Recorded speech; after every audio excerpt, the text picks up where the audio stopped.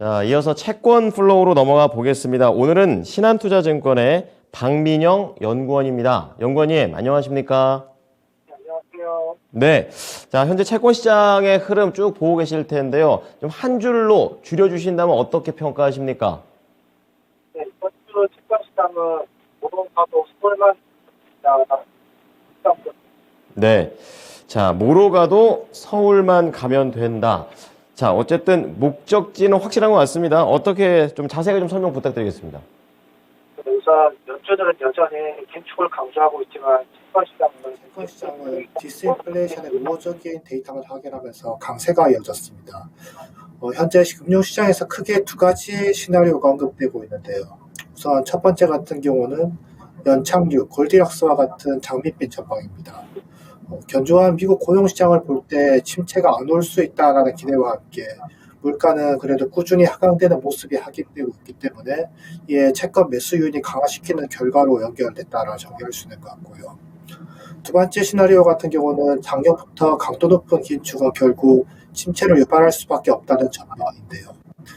연준의 매파적이 계속 지지되고 있기 때문에 결국 경기 침체를 유발하고 침체 유발 시에는 안전자산이 채권에 대한 강세가 더 강해질 수 있다라는 교수로 연결될 수 있는 것 같습니다. 두 가지 시나리오 모두 국채 관점에서 강세로 연결되기 때문에 다른 자산군 대비 채권의 매력이 부각됐고요. 이에 채권 금리가 하락으로 연결됐다라고 생각합니다. 네.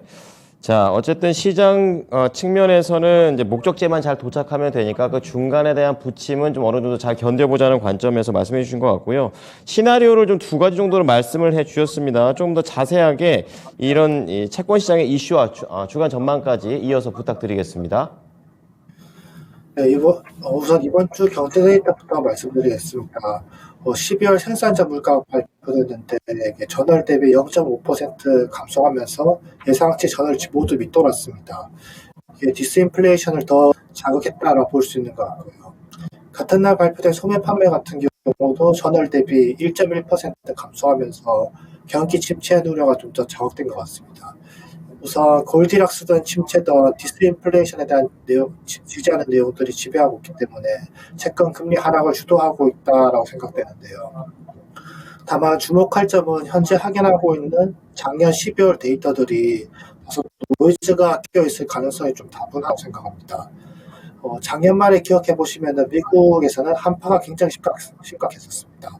크리스마스 성수기를 앞두고 일부 지역에서는 영하 50도까지 떨어지고 있고요. 미국 전체 평균 기온을 봐도 평년 대비 낮은 온도가 확인되고 있습니다. 이러한 원유 재고도 뚜렷하게 확인되는데요. 연말 미국 원유 재고 증감은 1980년 통계 작성 이후에 가장 큰 폭으로 증가했습니다. 이렇게 크게 재고가 증가한 사례는 크게 두 번 있습니다. 하나는 2020년 코로나19 직후이고요. 다른 하나는 2021년 텍사스 눈 폭풍 직후가 있습니다. 두 사례 모두 경제활동이 일시적으로 중단됐을 때 사례이고요. 현재 1월달 기온이 작년 말 대비 빠르게 올라오고 있기 때문에 2월 데이터 같은 경우는 전월 좀 약한 경제 데이터가 되돌릴 가능성도 어느 정도 잔존하고 있다라고 생각합니다. 두 번째로 말씀드릴 수 있는 이슈 같은 경우는 현재 미국의 부채 한도 협상이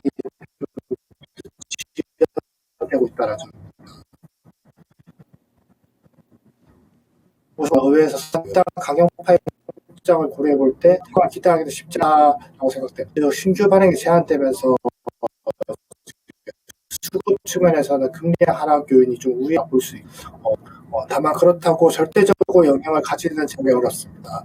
미국 국채 발행량 같은 경우는 작년 하반기부터 계속 꾸준히 감소적이었고 지금 이런 축소되는 규모 자체가 급격한 변수라고 보기 어려운 것 같습니다. 그리고 미국 재무부가 가지고 있는 현금이나 특별 조치 그리고 세금 등을 고려해 볼 때 2월 말까지 2분기 말까지 3분기까지는 정상적인 재정 운영 정책이 가능하다라고 판단되고요. 물론 중요한 내용이긴 하지만 아직 시장 가격에 본격적으로 반영되기는 어려운 이슈라고 생각할 수 있는 것 같습니다. 전체적인 내용을 좀 정리해서 다시 말씀드리면은 최근 이슈들이 국채 금리 하락에 매우 우호적인 내용들이 많았습니다. 그러나 아직은 디플레이션이나 뭐 셧다운 등 채권 시장 입장에서 호재를 크게 받는 상황은 좀 이르다라고 생각되고요. 우선 다음 주에는 연준이 블랙아웃 기간에 진입하면서 2월 초 FOMC에 대한 관심이 좀 더 집중될 것이라 생각됩니다. 연준은 여전히 매파적 스탠스를 유지하고 있기 때문에 이런 연준에 대한 재평가가 이루어질 수 있는 구간이라 생각되고요.